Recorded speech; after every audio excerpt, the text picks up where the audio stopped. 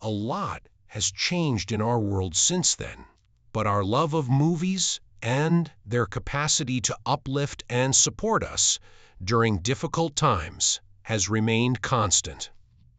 Welcome back to our channel, Olivia de Havilland. One of the iconic figures of classic Hollywood, she left her mark over a 7-decade career by captivating audiences with her iconic performances and rewriting the history of the film industry with a daring spirit of resistance. Let's examine Olivia de Havilland's incredible journey from her hesitant first steps on stage to her victorious triumphs on the silver screen. Olivia made the decision to stand up for her rights and those of her fellow artists with a gentle yet resolute smile. Olivia went beyond the glittering lights of the silver screen to become a symbol of courage and resilience. But what turned a young girl with a passion for the stage into a woman who shook Hollywood to its core? What gave her the strength to overcome personal sorrows and secure her place in history?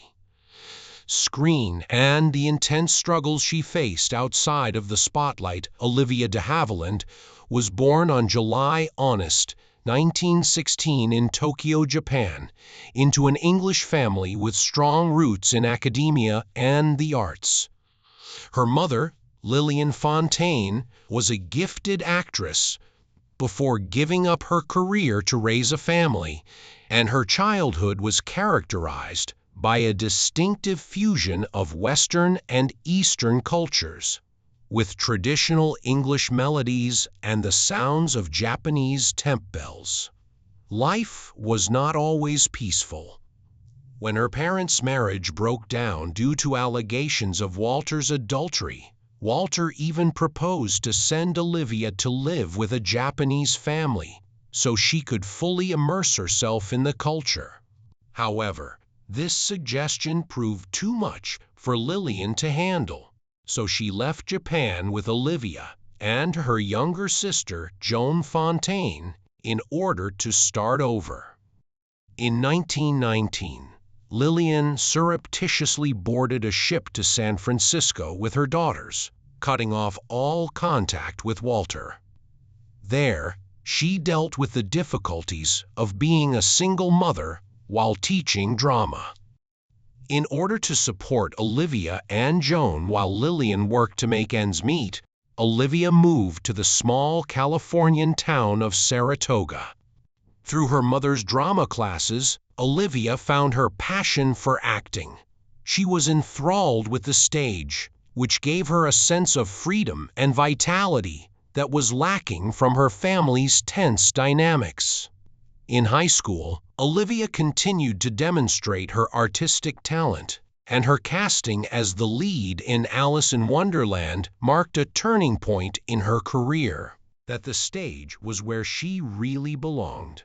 But not everyone shared Olivia's aspirations. Her stepfather, George Fontaine, dismissed acting as a frivolous pursuit, and she gave it up. When Olivia had to choose between her family and her passion, she decided to leave home and move in with friends in order to follow her dream. Olivia's perseverance soon paid off, as she quickly made an impression on the local theater scene.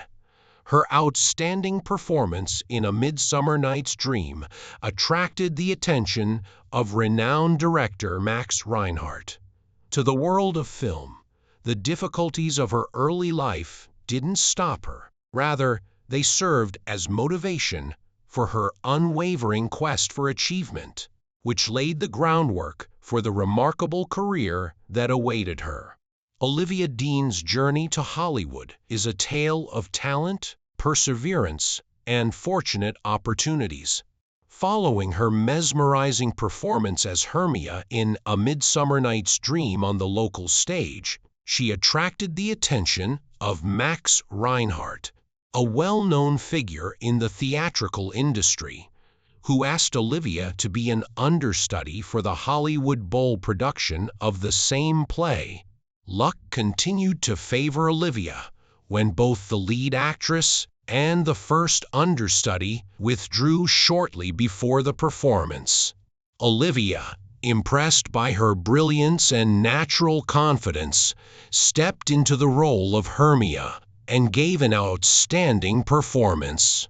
Reinhardt not only included her in the subsequent tour, but also cast her as Hermia in the Warner Brothers film adaptation of A Midsummer Night's Dream 1935. Despite her entry into Hollywood, Olivia's journey wasn't easy. She had to deal with things like ill-fitting costumes and pressure to change her voice to fit American standards during her first auditions. However, Reinhardt appreciated Olivia's genuineness and unpolished charm, and with his help, she signed a 5-year contract with Warner Brothers, which marked the start of a promising film career.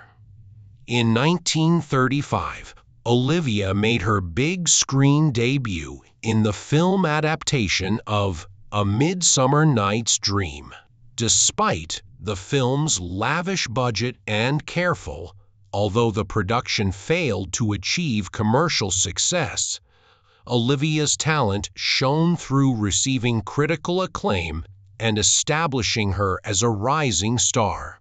Later, in 1935, Olivia starred in Cap in Blood opposite a young, relatively unknown actor named Errol Flynn.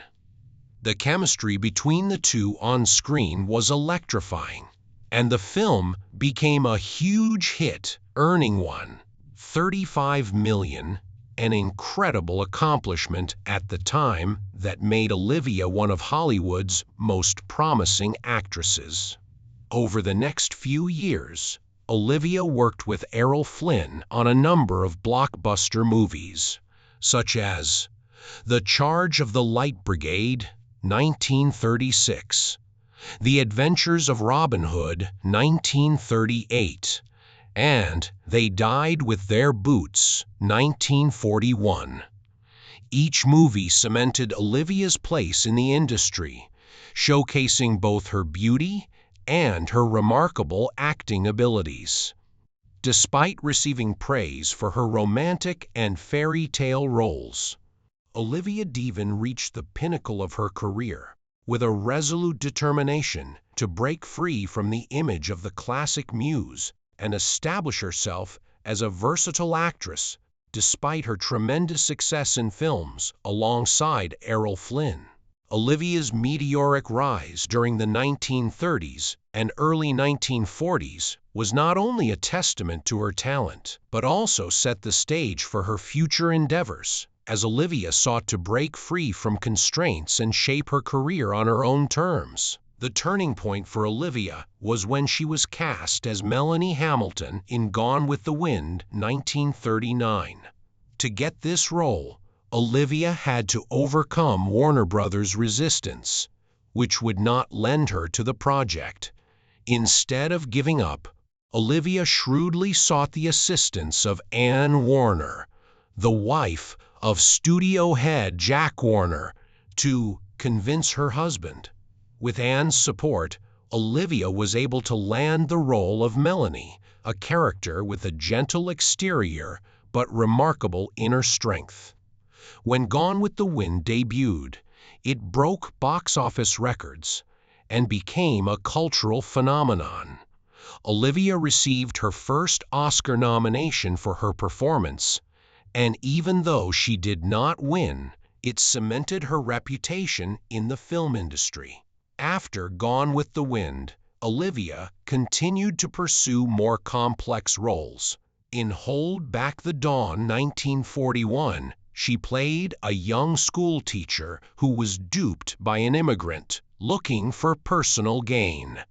Olivia gave a performance that was both a test of her acting abilities and an opportunity to showcase her talent. Unfazed by setbacks, Olivia demonstrated her tenacity in her own 1946 role as Jod Norris, a young woman forced to give up her son but later attempting to reunite with him. Her moving performance, which captured the character's innocence, kindness, and pain of betrayal, earned her another Oscar nomination for Best Actress. However, the award went to her younger sister, Joan Fontaine. This moment further widened the rift between the two sisters and became a bittersweet milestone in Olivia's career. One of Olivia's most audacious and influential roles was in The Snake Pit 1948, which explored the harsh realities of mental health institutions, a contentious and little discussed topic at the time. Olivia devoted herself to comprehending her character Virginia Cunningham, a woman suffering from mental illness with no memory of her past. Regret, strength, and determination. This role earned her the first Oscar of her career, proving that her legal battle with Warner Brothers, where she won the right to control her career, was completely justified. Her performance not only moved audiences, but also raised awareness about mental health care, leading to legislative reforms in 13 U.S. states. The Snake Pit became a groundbreaking film that left a lasting impact. Olivia's career reached a new high in 1949 when she played Catherine Sloper, a shy woman dominated by her controlling personality. While she was institutionalized, she researched psychiatric hospitals extensively and even took part in a simulated electroshock therapy session to father and betrayed by the man she loves. In order to fully embody the role, Olivia changed her appearance, gaining weight and adopting a less glamorous look on screen. This sacrifice showed her artistic commitment and produced a haunting and authentic performance that won Olivia her second Academy Award for Best Actress, cementing her place in cinematic history during this peak period. Olivia de Havilland was not only a celebrated star, but also a symbol of courage and dedication to her. When Olivia reached the pinnacle of her career with a string of iconic roles and 2 prestigious Oscar nominations, she not only mastered the silver screen but also took control of her destiny, leaving a timeless legacy as one of Hollywood's greatest stars. Her roles transcended traditional archetypes, paving the way for future actresses seeking diversity and depth in their careers. Olivia did not stop at her immediate successes. She yearned for more, not just artistically, but also in terms of freedom over her own career. In a field where actors were bound by oppressive contracts, Olivia de Havilland, a rising star in the 1940s, decided to challenge one of the most powerful systems of the time, the major Hollywood studios, represented by Warner Brothers. These studios had complete control over which projects actors could work on, and those who refused faced harsh penalties like suspension without pay. Olivia was frustrated by being repeatedly assigned one-dimensional roles that were frequently as gentle as shallow characters. Olivia started turning down parts she thought weren't appropriate, which resulted in a string of suspensions from Warner Brothers. The suspensions were added to her contract length, which extended the studio's control over her career. By 1943, Olivia had reached her breaking point, having been suspended for a total of 25 weeks between 1939 and 1943 for turning down roles, and Warner Brothers said she owed them an extra 6 months of work. To make up for the suspension periods was the last straw that led Olivia to take a risk that no actor had dared to take before she filed a lawsuit against Warner Brothers.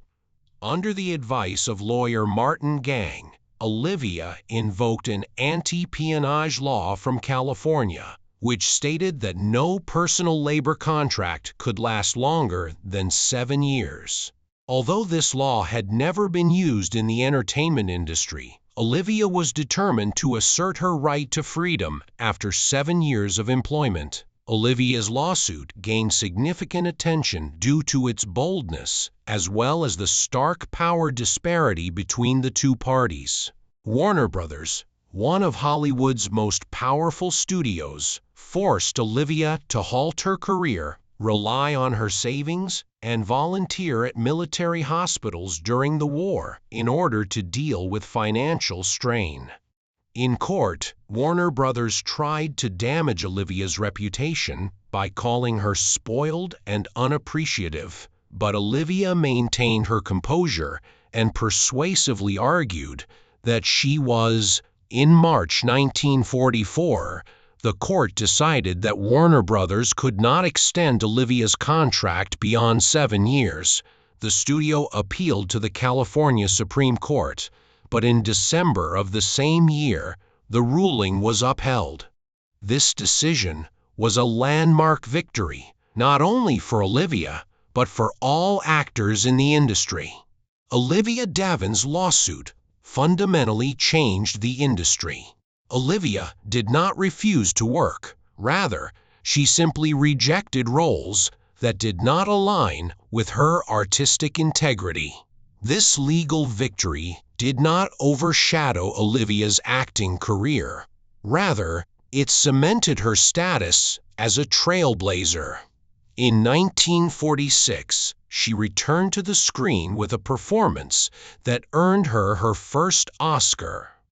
How Hollywood treated its artists' studios could no longer indefinitely bind actors to long-term contracts, and performers gained greater freedom to choose projects that suited their artistic aspirations. This not only improved working conditions, but also ushered in a new era where artists had more control over their careers.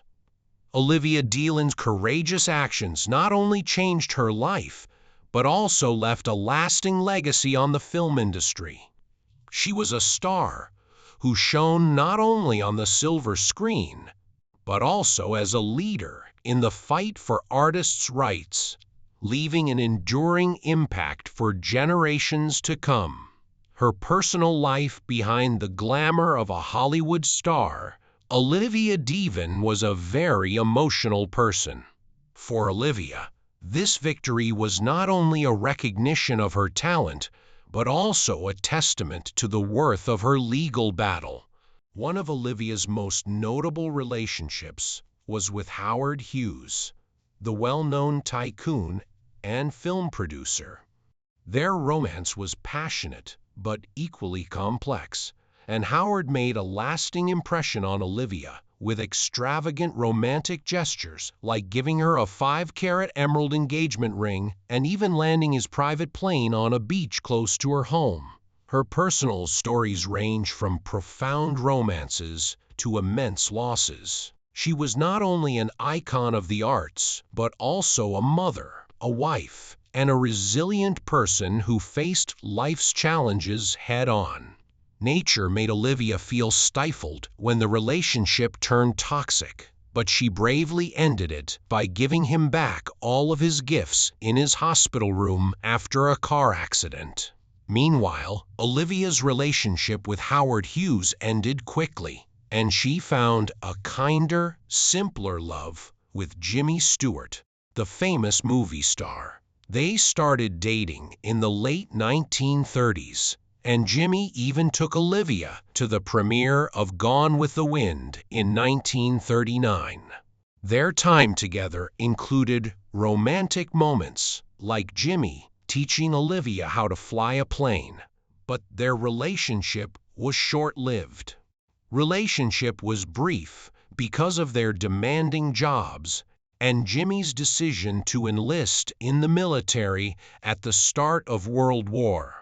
The second, Olivia also had a passionate relationship with director John Huston, whom she met while working on This Our Life in 1942. Although John was married at the time, the two soon became involved in a fiery romance that caused a stir in Hollywood because of John's crazy personality, as well as the fact that Olivia was seen as the ideal woman. Despite multiple high-profile romances, Olivia did not find true stability until she married Marcus Goodrich in 1946. Marcus was a writer and former Navy officer who was 18 years Olivia's senior and had been married 4 times before. Although their marriage started with great expectations, their different temperaments eventually led to difficulties. Marcus had a fiery at the Cannes Film Festival in 1953. Olivia met Pierre Galante, the editor of Paris Match, and their romance blossomed amid the romantic ambience of the French Riviera.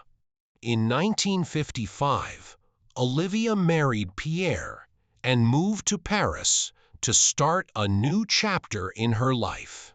They had a daughter, Giselle, and Olivia quickly adapted to life in Paris' disposition and frequently attempted to control Olivia, clashing with her independent and strong-willed nature. They had a son, Benjamin, in 1949, learning French and embracing European culture. Despite the difficulties in their marriage, especially because of Pierre's demanding career, they decided to separate amicably in 1962 without formally divorcing. Olivia and Pierre remained close, co-parenting Giselle and even helping each other later in life. Olivia was a mother who was incredibly devoted to her children. When her son Benjamin was diagnosed with cancer as a teenager, Olivia was by his side during his final years until his death in 1998. Olivia continued to pour her love and hope into her daughter Giselle, whom she raised with the desire for a simple life away from the Hollywood spotlight. As Giselle grew up and started her own family, Olivia found new joy in being a grandmother. Despite her best efforts, she was unable to prevent the tragedy of his death at the age of 41 in 1991. Olivia once called it the most terrible thing that ever happened to me.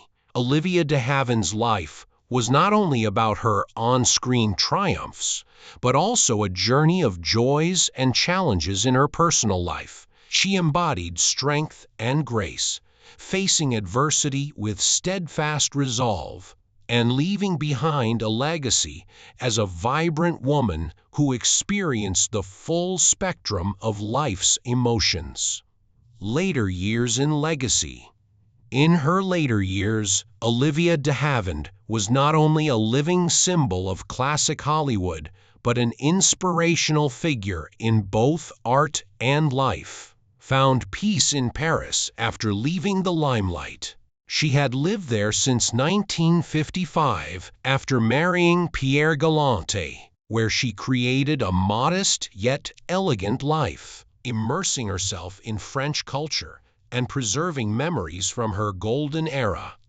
Olivia's Parisian home was a chic haven where she kept priceless mementos from her career, such as her 2 Academy Awards, which were testaments to her talent and tenacity. She loved throwing small parties with friends, and throughout her later years, Olivia continued to receive honors and accolades. In 2008, President George W. Bush awarded her the National Medal of Arts in recognition of her enormous contributions to cinema.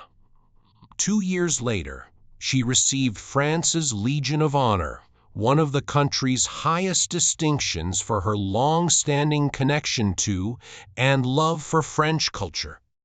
In 2017, at the age of 101, Olivia became the oldest person to be named a Dame Commander of the Order of the British Empire by Queen Elizabeth II.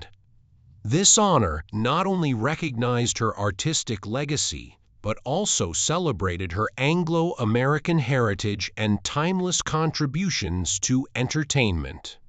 Olivia accepted the title with pride, calling it the most wonderful birthday present as she approached her 100th birthday. Although Olivia spent the majority of her time in Paris, she was not afraid to speak up when Olivia, who had always upheld Grace's dignity and honesty, filed a lawsuit against FX Networks in 2017 after her likeness was used in the show Feud Bette and Joan without her consent. The show falsely depicted her as a gossip who insulted her sister Joan Fontaine, severely hurting Olivia. Olivia claimed that the unapproved use of her name and image was an infringement on her privacy and a defamation of her character. She also emphasized the emotional distress, and Olivia's action showed her unwavering commitment to defending her values even at the age of 100. It was a testament to her enduring spirit, a quality that defined her career and life. On July 26, 2020, Olivia de Havilland passed away at her home in Paris at the age of 104, closing a significant chapter in Hollywood history. Though her lawsuit was ultimately dismissed by the court on the grounds of free speech, Olivia's lawsuit caused harm to her reputation caused by the series. Olivia de Havilland's legacy goes far beyond her iconic roles. She is remembered as a trailblazer who dared to challenge an unjust system, changing how Hollywood treated its artists through her historic legal victory. Thanks to her courage and perseverance, future generations of actors gained greater freedom to define their careers. Her passing marked not only the end of an era, but also a moment to reflect on the profound legacy she left behind. Luminaries from the golden age of cinema, from her unforgettable on-screen roles to her quiet contributions to the arts, Olivia de Havilland shone as a beacon of talent, grace, and determination. Her legacy is not limited to her Oscar statuettes or classic films. The deeply complex Catherine Sloper in the ARs set a standard for authenticity and depth in acting. Films like The Snake Pit not only showcased her artistic prowess, but also sparked societal change, proving that cinema could be a powerful tool for improving lives for more than a century. But also in the tale of a brave woman who took charge of her destiny and encouraged others to follow their dreams. What are your thoughts on Olivia de Havilland's life and legacy? What aspects of her extraordinary journey, her iconic roles, or her valiant battles left the biggest impression on you? Please share your thoughts in the comment section below. And don't forget to like and subscribe as we continue to explore the stories of Hollywood's greatest legends.